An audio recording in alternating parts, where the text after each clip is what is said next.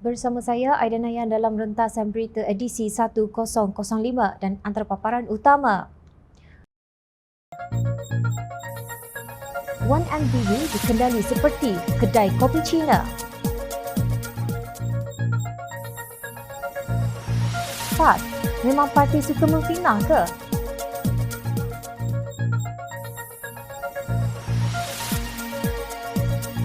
Mengapa anak muda perlu fasih bahasa Melayu?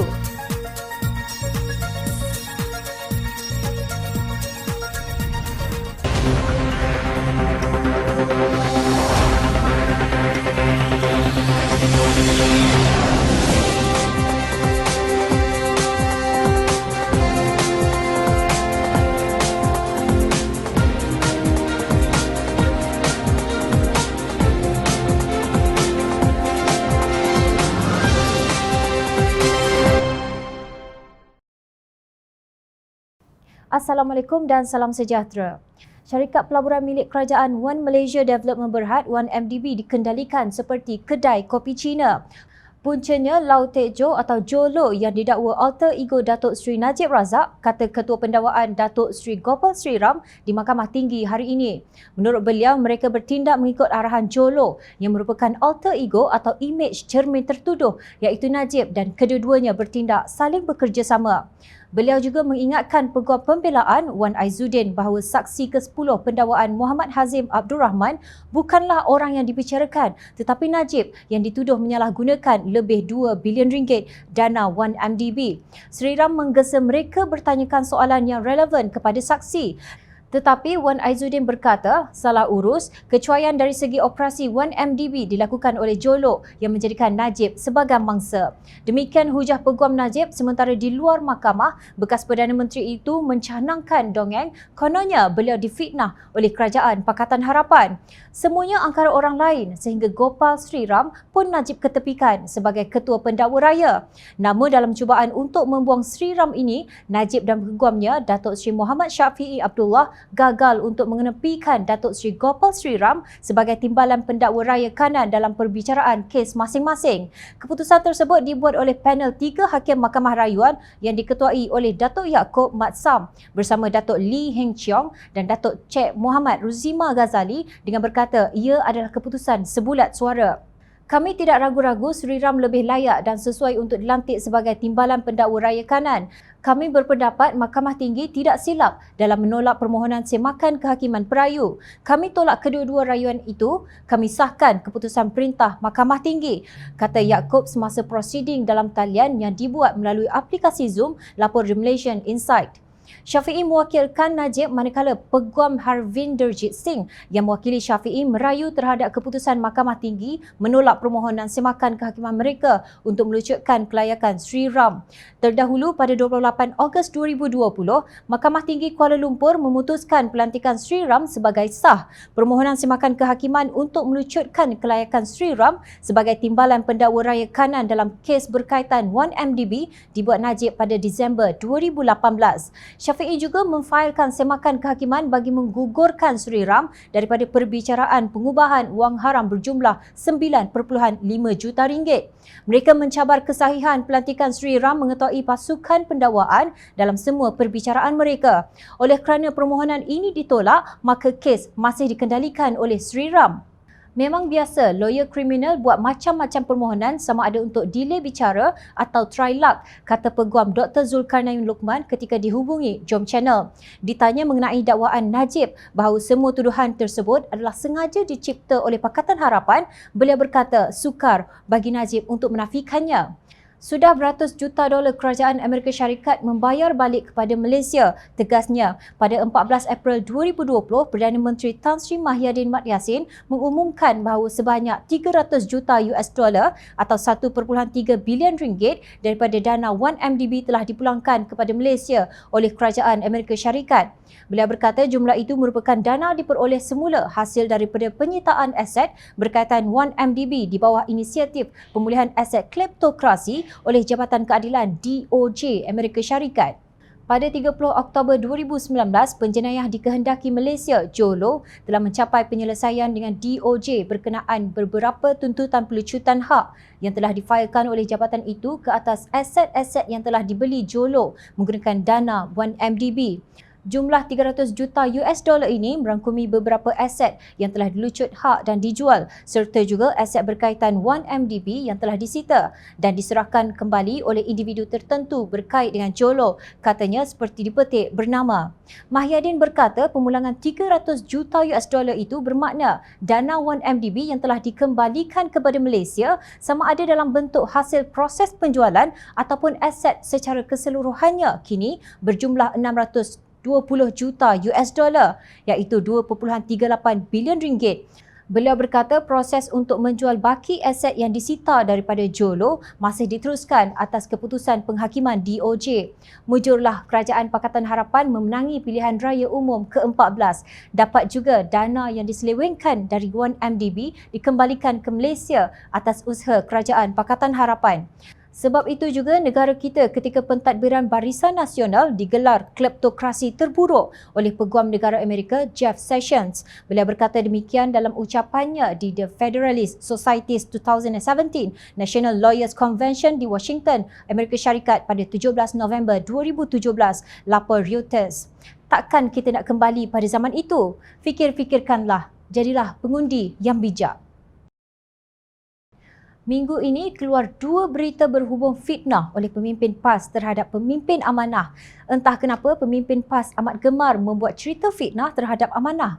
Mungkin ia satu penyakit kronik kerana PAS kononnya memperjuangkan Islam dan tahu apa hukumnya memfitnah.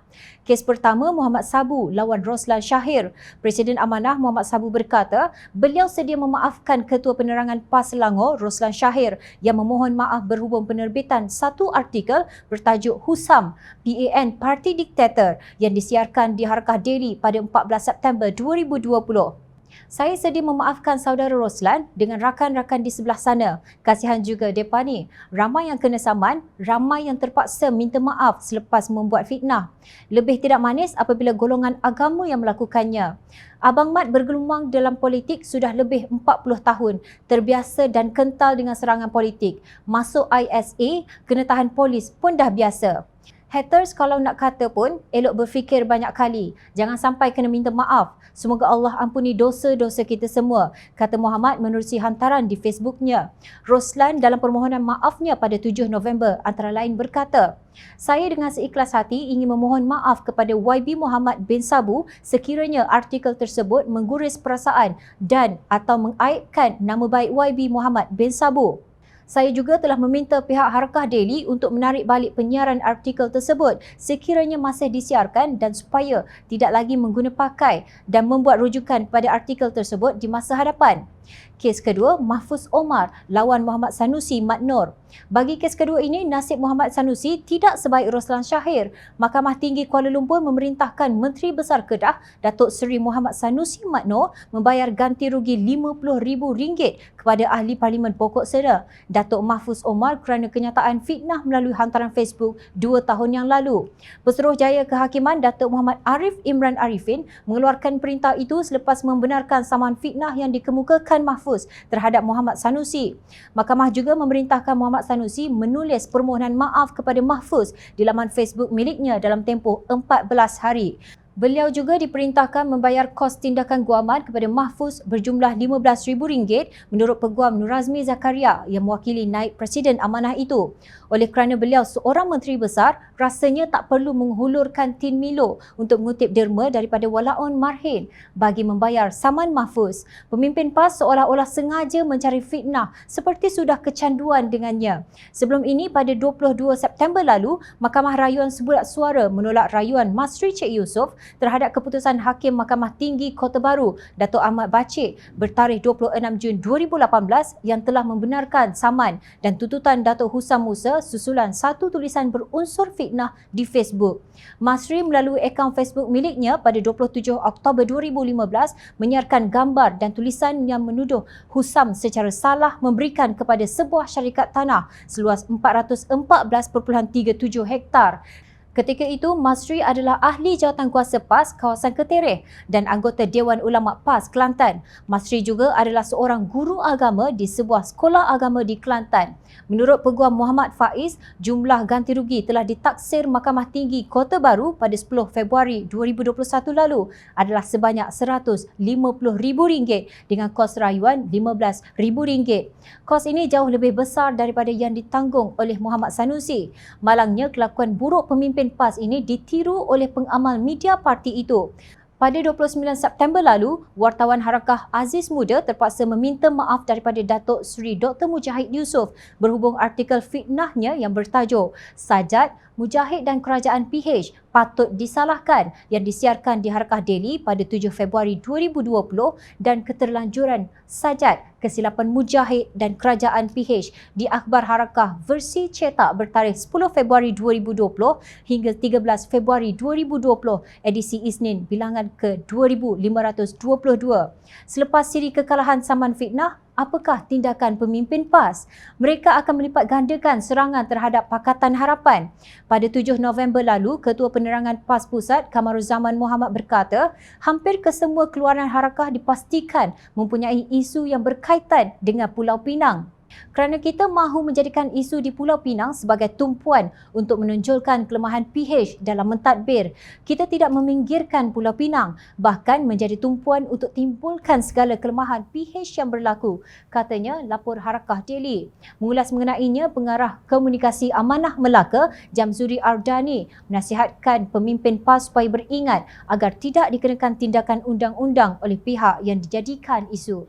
Teman bukan apa, takut Mika letih minta maaf dan bayar saman fitnah je nanti. Kamaruzaman merupakan Ketua Pegawai Eksekutif Harakah. Tidak hairan jika pemimpin amanah memandang sinis terhadap pemimpin PAS. Takkan parti yang ada pemimpin macam ini, kita nak pilih untuk mewakili kita bagi membina sebuah kerajaan yang stabil dan dihormati dunia. Apa yang mereka tanam, itulah yang mereka tuai. Tidak ada alasan bagi seorang yang lahir di negara ini tidak fasih bertutur dalam bahasa Melayu. Jom Channel tekankan di sini, fasih bukan sekadar boleh bercakap dalam bahasa Melayu pasar atau Manglish atau bahasa Melayu rojak yang dicampur aduk dengan bahasa Inggeris. Lebih-lebih apabila seseorang itu ingin menjadi wakil rakyat. Ini kerana beliau bukan wakil rakyat bangsanya sahaja tetapi wakil rakyat Malaysia yang terdiri daripada berbilang kaum. Kes ini berlaku kepada calon Barisan Nasional dari MCA bagi pilihan raya Negeri Melaka di kerusi Dewan Undangan Negeri Kesidang, Leong Hui Ying. Dalam satu klip video yang tular, beliau dilihat terkial-kial untuk menjawab soalan mudah daripada pemberita. Kegagalan beliau menjawab soalan itu dipercayai kerana kurang fasih dalam bahasa Melayu sehingga terpaksa merujuk kepada seseorang yang berada di sebelahnya. Untuk membawa kestabilan politik dekat Melaka ataupun macam mana? 我不知道要怎么打这个来说，看Kononnya, Hui Ying yang sudah berusia 29 tahun itu memegang jawatan Timbalan Ketua Biro Perancangan MCA Negeri Melaka, Timbalan Ketua Biro Penerangan Wanita MCA Kebangsaan dan Penolong Setiausaha Pemuda MCA bahagian Kota Melaka. Maknanya, beliau bukan ahli biasa MCA, namun kualitinya amat memalukan. Apa yang beliau hendak terangkan kalau tidak fasih dengan bahasa rasmi negara ini sehingga gagal menjawab soalan mudah walaupun ditanya dalam ayat yang ringkas. Tidak guna mendapat kelayakan yang tinggi dari negara asing jika tercicir dalam komunikasi bahasa Melayu di negara sendiri. Beliau kemudian memuat naik satu video menyatakan bahawa dirinya boleh bertutur dalam bahasa Melayu, tetapi video pendek itu tidak menunjukkan kefasihan beliau kerana penggunaan bahasa Manglish dan bahasa pasar. Okay, semalam saya ada dapat satu video lah sudah viral di social media, cakap saya tak tahu cakap bahasa Melayu, ada apa-apa. Jadi sekarang saya say hi and thank you. Terima kasih banyak orang tahu actually I tahu bahasa Melayu, hanya itu kali mungkin ada sedikit problem lah, jadi ada video macam ni lah. Dan saya harap untuk kesidang, rakyat kesidang jangan salah faham about this dan kasih sokongan dan dukung saya. Terima kasih ya. Ini bukan calon kriteria wali, winnable, boleh menang, acceptable, boleh diterima dan likeable, disenangi. Ini calon kriteria wuni, wrong, silap, unacceptable, tak boleh diterima, non-communicable dan incompetent, lembab. Tak ada yang boleh diharapkan daripada calon seperti ini. Sepatutnya MCA menampilkan calon lain dan lebih fasih bertutur dalam bahasa Melayu agar tidak memalukan parti itu sendiri. Lihat saja perbezaan bahasa yang beliau gunakan berbanding dengan Ketua Pemuda Pakatan Harapan yang juga Ketua Pemuda DAP Dapsi Howard Lee Chuan Hao berinteraksi dalam bahasa Melayu. Dalam kesempatan ini, Jom Channel ingin berkongsi kenyataan Chuan Hao berhubung dengan pencalonan anak muda dalam pilihan raya negeri di Melaka kali ini. Beliau mengalu-alukan keputusan meletakkan sebilangan calon muda pada pilihan raya negeri tersebut. Katanya 10 daripada 28 calon Pakatan Harapan adalah anak muda. Katanya tindakan ini mencerminkan keberanian Pakatan Harapan membawa perubahan dan menawarkan pembaharuan kepada rakyat. Kira-kira 40% pengundi Melaka dalam pilihan raya negeri kali ini adalah pengundi muda dan ia adalah tawaran baharu kepada mereka mengangkat calon muda. Calon muda akan membawa perubahan dalam pentadbiran kerajaan negeri dalam ekonomi, kesihatan dan pemilihan, ujarnya. Beliau berkata pencalonan tersebut merupakan cabaran untuk mereka memastikan demokrasi dapat dipertahankan. Katanya masalah yang dihadapi anak muda sekarang ialah pengangguran. Anak muda dapat membantu dalam mencari solusi kepada masalah akibat COVID-19. Kebetulan turut hadir bagi kerusi Dewan Undangan Negeri ke sidang yang disandang DAP yang juga berketurunan Cina iaitu So Chin. Tahniah anak muda yang berani dan beriltizam tinggi. Biarlah bagi haters yang tidak henti-henti melemparkan fitnah kepada Pakatan Harapan. Mereka sendiri yang ketinggalan jika menafikan perubahan yang tidak dapat dielakkan. Seluruh dunia sedang bergerak ke hadapan. Anak muda tak boleh ketinggalan. Namun bagaimanakah anak muda dapat menyuarakan pendapat daripada isi hati mereka jika mesej tidak kesampaian? Bagaimanakah mereka hendak menyantuni masyarakat berbilang kaum di negara ini jika gagal berkomunikasi dalam bahasa yang difahami oleh masyarakat berbilang kaum di negara ini? Justru contohi anak muda di luar negara. Tidak kira apa bangsanya, mereka yang tinggal di United Kingdom fasih dalam bahasa Inggeris, yang tinggal di Jepun fasih dalam bahasa Jepun. Begitu juga di negara-negara lain di dunia. Sebab itu, kefasihan berhujah dalam bahasa Melayu amat diutamakan di negara ini. Ingat, rakyat sentiasa memerhati. Teruskan bersama kami di Jom Channel dan layari portal jomchannel.net untuk mendapatkan berita politik tanah air. Saya Aidan Inayan, terima kasih. Assalamualaikum dan salam sejahtera.